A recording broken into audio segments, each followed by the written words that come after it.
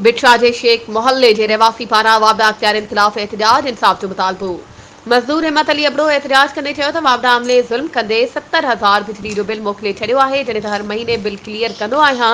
ग़रीब मज़दूर आहियां, घर में बिजली ते कंहिं बि क़िस्म जो लोड बि नाहे।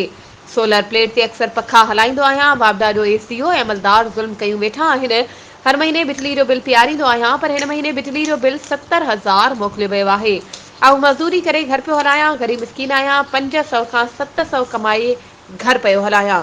70,000 किथां आणियां? बिल खणी एसडीओ वापडा ॾे वियसि त इन बदतमीज़ी कंदे बिल पियारण जो चयो, जॾहिं वापडा अहलकार सफ़र खोसो धमकियूं पियो ॾिए त मथियों बिल लख खां वधीक ईंदई। मुंहिंजी पाणी ऐं बिजली जे वफ़ाक़ी वज़ीर वापडा एक्सीएन ऐं ॿियनि अमलदारनि खे अपील आहे त मूंसां इंसाफ़ करे वापडा इंतज़ामिया ऐं अमले ख़िलाफ़ कानूनी कार्रवाई कई वञे। वधीक ख़बरुनि ऐं अपडेट्स जे लाइ असांजे चैनल खे सब्सक्राइब कयो ऐं हा, बेल आइकन खे प्रेस करणु न विसारिजो त जीअं असांजी हर नई अचण वारी वीडियो तव्हां ताईं पहुची